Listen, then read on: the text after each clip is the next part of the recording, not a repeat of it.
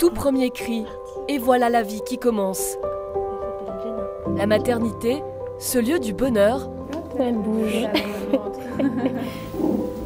mais aussi de l'inquiétude Ils ont décidé de me faire un petit challenge. et parfois du chagrin. On n'accompagne pas que la vie, on accompagne la mort. Au fil de ces émotions, les sages-femmes ont un rôle indispensable. J'espère que on va pas trop la réveiller, la chouchounette.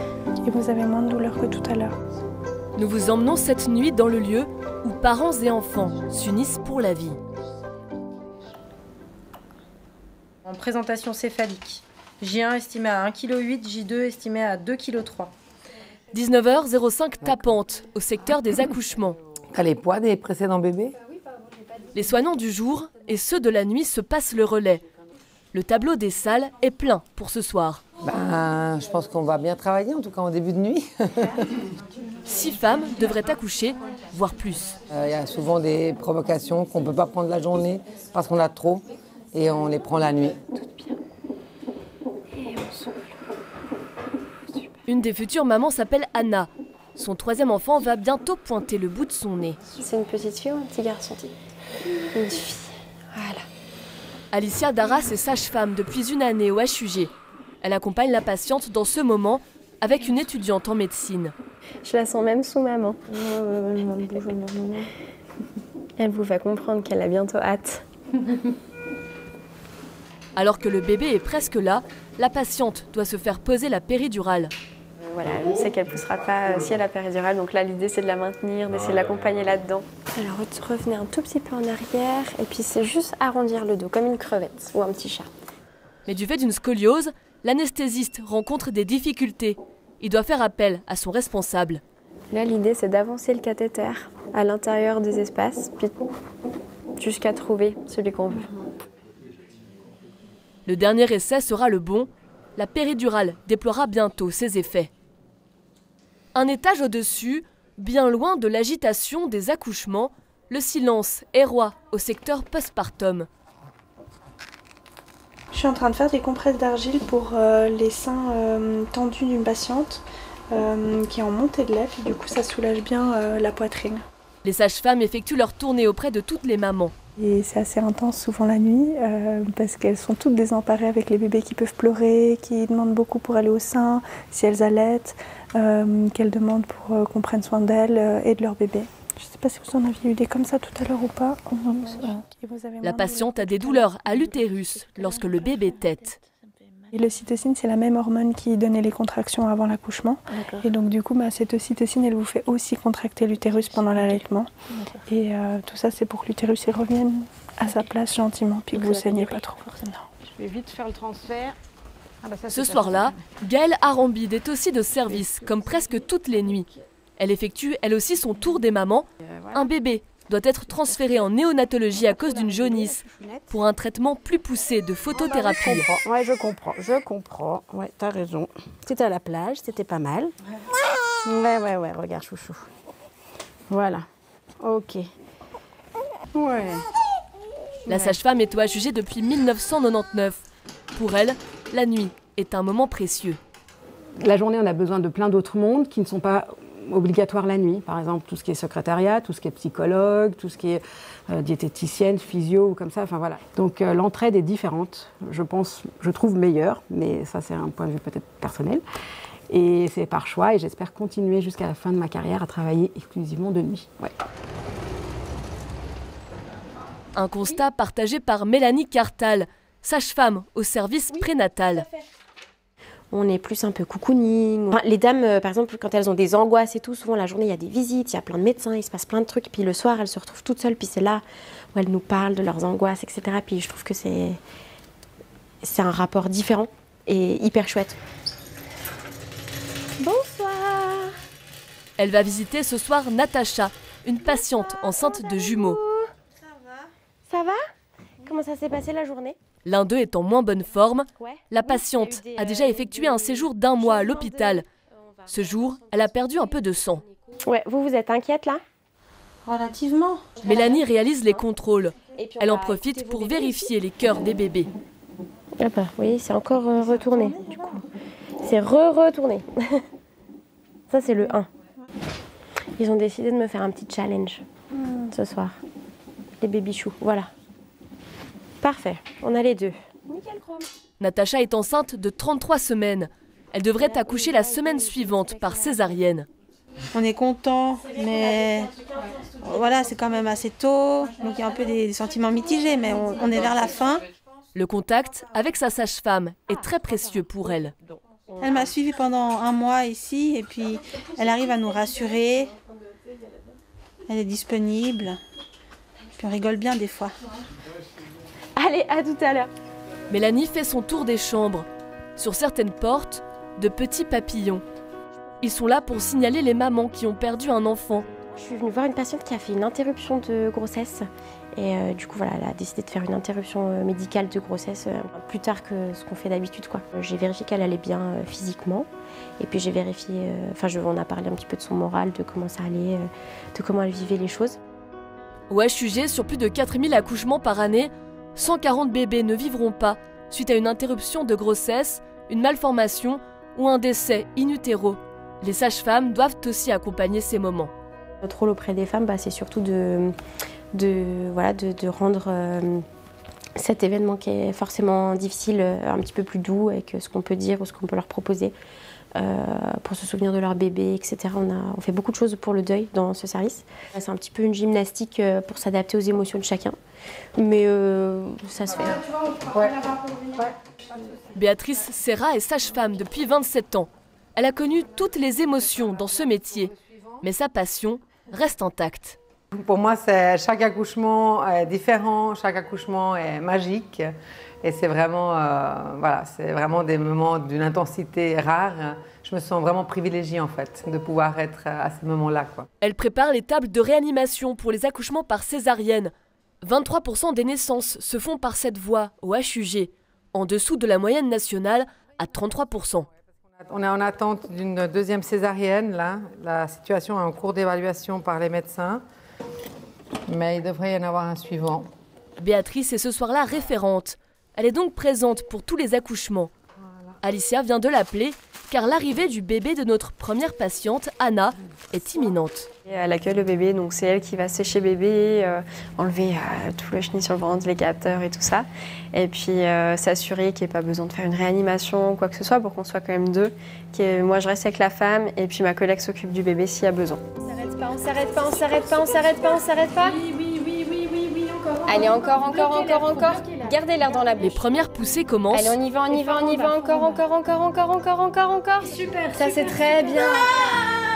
Anna, regardez-moi. La prochaine, votre bébé, elle est là. Courage. Allez, on y va, encore.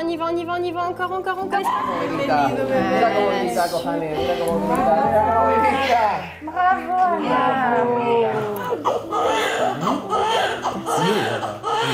La petite Elena vient de faire son entrée dans notre monde. Nous la découvrons quelques minutes après son arrivée. C'est un travail d'équipe, je pense, mais voilà, c'est très très chouette, vraiment. Les sages-femmes continueront leur accompagnement avec d'autres mamans. Elena, elle, finira par s'endormir sous les étoiles d'une nuit d'automne.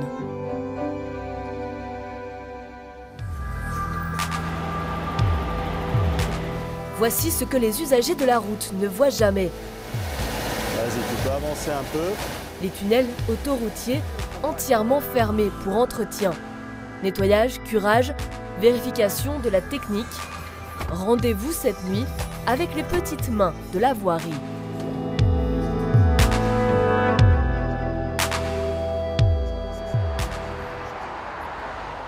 Il est 20h30 aux abords du tunnel de Confignon. Les techniciens mettent en œuvre une déviation pour libérer entièrement un côté de l'ouvrage. On ferme une chaussée et on met en bidirectionnel le trafic sur l'autre chaussée. Comme ça, on garantit une voie dans chaque sens de circulation et toutes nos entreprises ou nos opérateurs de maintenance peuvent travailler en toute sécurité. Les glissières de sécurité barrent une voie. La police stoppe le trafic avant que ce dernier puisse repartir de l'autre côté. Sitôt fait, plusieurs entreprises prennent possession des lieux. La balayeuse passe en premier, puis c'est le moment de sortir un camion aux multiples bras. Alors là, il y a le plafond, on va faire déjà le plafond en premier. ralentis un peu. À la manœuvre, Anthony Zoupardi. Je vais déjà descendre l'autre. À l'aide de ses joysticks, il pilote les brosses.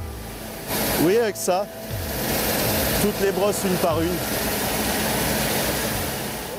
Il y a 1,6 km de tunnel à nettoyer. Et ce n'est pas seulement esthétique. À Genève, on a 2 lavages de tunnels à l'année, sur 8 tunnels au total. Alors, le lavage des parois, c'est avant tout une question de visibilité. Il faut imaginer que l'éclairage des usagers et l'éclairage du tunnel se reflètent sur les parois. C'est ce qui augmente la visibilité de nuit. D'autant plus à une période où on est en train de parler d'économie d'énergie, donc restreindre l'éclairage. Donc il faut que les parois soient le plus propres possible pour que le peu de lumière qu'il y a se reflète au mieux. Juste derrière, un autre camion est déjà en action. C'est bon, c'est bon. Antonio Cepeda est chauffeur poids lourd. Il travaille ce soir au curage du tunnel. On aspire des sacs qui sont pleins de déchets que les gens y jettent pendant la journée, la nuit. Et on fait aussi le drainage pour que le tunnel ça puisse bien couler l'eau et que ça se passe bien. La voirie profite de la fermeture pour faire de l'entretien électrotechnique. Les tests des bornes d'appel SOS, le nettoyage des caméras une fois que le camion de lavage sera passé. Et on va aussi profiter pour faire peut-être du dépannage sur l'éclairage, sur le guidage optique, le balisage lumineux qui est au sol et la ventilation du tunnel. Le rythme est soutenu car il faut tout faire avant la réouverture à la circulation à 5 h du matin. Bouge pas. Une longue nuit pour les employés, mais agréable pour le chef d'équipe. Je remets main au-dessus, t'es tranquille pour l'instant. Je me sens bien la nuit. C'est pas la même fatigue, c'est pas pareil. On est beaucoup plus posé, apaisé, c'est différent. C'est parti, hein. Antonio Cepeda travaille occasionnellement de nuit. Allume-la, s'il te plaît. Malgré quelques avantages pour la nuit, il préfère de loin le jour. On gagne un peu plus, mais en tout cas, je préfère la journée. Et pourtant, impossible de réaliser ces travaux la journée. À Genève, on a un trafic journalier moyen de plus de 50 000 véhicules jour sur l'autoroute. Donc on ne peut malheureusement pas fermer de voies de circulation en journée. Donc on est obligé de faire des travaux de nuit. D'autant plus quand on a les lavages tunnels où on a des camions dans tous les sens qui nous obligent à fermer tout le tunnel. Après Confignon, tous les tunnels seront inspectés pour retrouver leur éclat. Et toujours avec un impératif, terminer avant le lever du jour.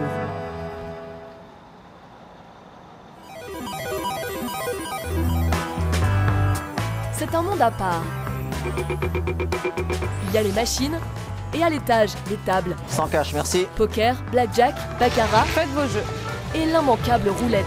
Dernière mise? Pas d'horloge, ni de fenêtre. On vous emmène ce soir, jusqu'au bout de la nuit.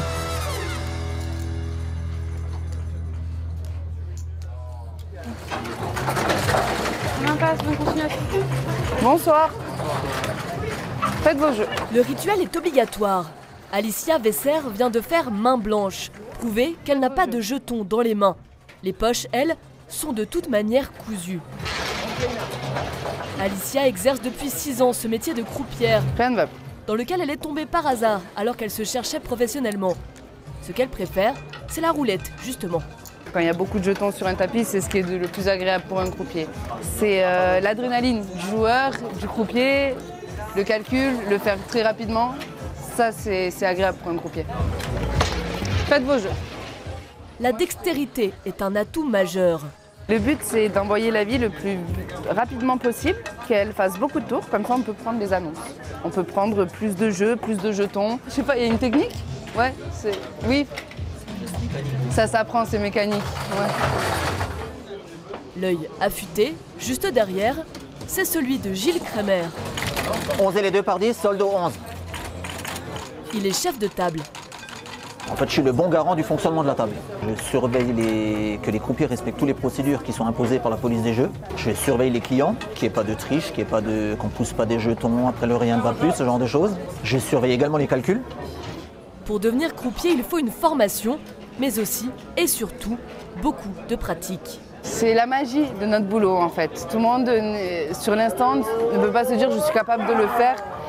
Et ça s'apprend, donc automatiquement, c'est ce que les gens viennent chercher. Les casinos, c'est fait pour ça, le monde festif, la beauté, les strass, les paillettes. Le calcul doit être rapide et la concentration maximale. Gilles Kremer est entré dans ce métier par amour du jeu. Sans savoir combien de temps il y resterait, le voilà toujours en place, 20 ans et de nombreuses anecdotes plus tard. On voit de tout dans les casinos, hein. Vous voyez, en 20 ans, j'ai déjà pu voir des bagarres en casino, c'est très très rare, mais ça c'est déjà vu. Des clients qui ont pris un jackpot à 150 000 qui sont venus avec 50 francs dans le casino. Mais beaucoup de croupiers arrêtent au bout de quelques années. Il faut de la passion, parce que sinon, on lâche prise. Pour beaucoup, la vie de couple se forme au travail.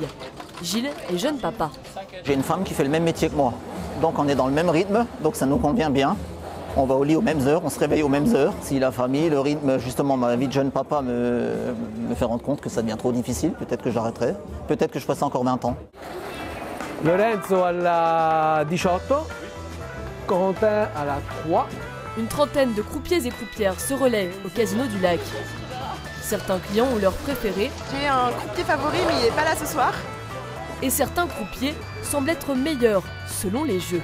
Faut pas le dire, attention, hein, ça, chacun a son propre ego, donc, mais oui, oui. La plupart des croupiers sont avant tout des passionnés du jeu. Mais dès qu'ils y travaillent, impossible de jouer au casino de Genève, ni même dans les casinos du groupe. Mais une question leur revient souvent. Comment on fait pour gagner au casino? C'est toujours les mêmes questions. Si je savais, je ne serais pas là. Je serais en train de jouer, je serais à la place des clients quand même. Hein, je suis pas faux folle. Hein. Au-delà de la blague, le rapport à l'argent est un enjeu important de ce métier. Quand j'ai commencé le métier, j'avais un peu des remords. Je prenais 1000 francs, 2000 francs à un client, j'avais des remords. Puis au fur et à mesure des expériences, avec l'habitude, ça devient banal.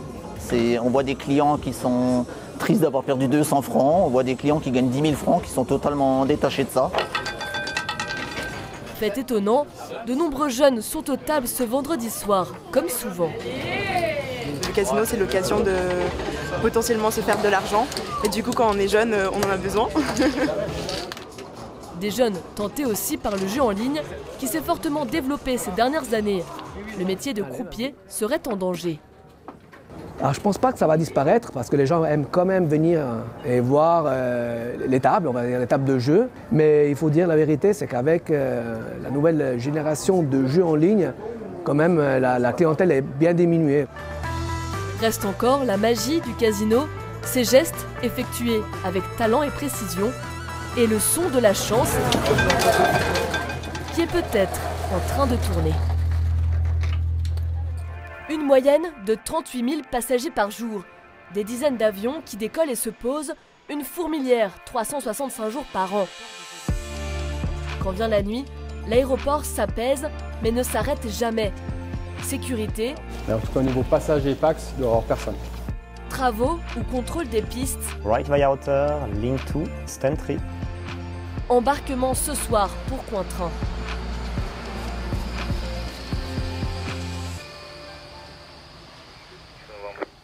Le Bravo Jet X-Ray Novembre, bonjour, je vous écoute. Nous sommes dans l'une des tours de contrôle de l'aéroport, la tour trafic. Alexandre Frauenknecht attend le dernier avion de la nuit. C'est Air Portugal de Lisbonne, qui est un peu retardé, qui devait normalement atterrir à 23h15 local et qui va arriver finalement à minuit 9. Jusqu'au dernier avion, Alexandre est en charge du guidage au sol. Puis il bascule dans la coordination. Pour l'instant, la piste est contrôlée par Skyguide et on va transmettre le contrôle de la piste aux pompiers qui ont ce rôle de contrôler la piste la nuit pour les travaux essentiellement. 83, oui, correct. Tel X-Ray Novembre, donc test d'étanchéité sur un moteur en idle approuvé, rappelé terminé. Là, c'est les avions, quand ils arrivent après leur dernier vol, c'est à ce moment-là qu'ils vont passer en maintenance. Et là, c'est un technicien qui voulait faire un essai d'étanchéité du moteur. Et ça, comme ils ont des heures à respecter, surtout pour les nuisances de bruit, c'est pour ça qu'ils nous demandent. Des travaux sont aussi faits sur la plateforme, sur les pistes et sur l'herbe. Par exemple, typiquement, là, on a des remplacements de joints de dallage. Donc, en fait, ils refont les joints entre les dalles de béton, de tarmac et de la piste. Ça, c'est évacuable en 30 minutes. Donc, maintenant, si on a un avion en déroutement, que ce soit pour une urgence technique ou alors ça peut être un transport d'organes, une évacuation médicale, ben, on a 30 minutes pour faire évacuer les travaux. Dans ma carrière, j'ai surtout eu, en fait, des transports d'organes. C'est vraiment le cas le plus fréquent. Un événement environ une fois tous les 15 jours. L'aéroport ne s'endort jamais complètement. La sécurité doit être assurée de jour comme de nuit. Ce soir, Jérôme Guazzoni et Fabien Grosjean sont en charge de la surveillance. On va faire le tour du route périphérique, en fait, c'est le tour du périmètre de l'aéroport. Ouais, qu'il n'y ait pas de trou, qu'il n'y ait pas une intrusion quelconque, que c'est déjà arrivé. Puis il y a aussi tout ce qui est au niveau des animaux qui font des trous, tout ça dans les grillages ou autres. Ils doivent être attentifs à tout autour des 4 km de piste. Souvent les véhicules, ils se mettent juste là derrière, justement. Après le contrôle extérieur, un tour par le tri-bagages. La RAS pour nous, on peut continuer sur d'autres missions de la patrouille. Puis la nouvelle aile est inspectée. Jérôme et Fabien rencontrent différents types de problématiques nocturnes. La nuit, ce sera plus des personnes qui rentrent de soirée, qui sont un peu alcoolisées. Les SDF un peu turbulents, ça arrive parfois, pas souvent. Mais... Oh non, bon, on reste toujours calme. Avec une présence suffit des fois à calmer les tensions. À part la radio, occupant le fond sonore, le calme dans l'aile est est stupéfiant. Un moment agréable pour les deux agents. C'est tranquille, quoi, c'est reposant. Il y a des jours, en fait, on préfère travailler de nuit parce que la journée, ça n'arrête pas sur des appels, des missions. Mais le travail de nuit est appréhendé différemment tout de même pour Jérôme et Fabien. Je suis encore assez jeune, donc ça va, mais je sais que les anciens, ils ont un peu du mal, un peu de la peine. Jusqu'à 35 ans, ça allait bien. Passé 35 ans, je ne vais pas mentir que je commence à avoir un peu de peine. Tous deux poursuivront leur ronde jusqu'au matin. Pendant ce temps, depuis la tour trafic, le dernier avion de la nuit apparaît au loin. Alexandre entre en contact avec l'avion. Air Portugal 946 November, bonsoir, taxi right via outer, link 2, stand 3.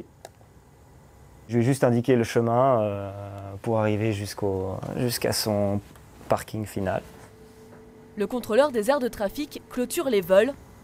Et à tous de trafic, responsabilité des aires de manœuvre à Sigma Aero. Et voilà, après on se souhaite bonne nuit.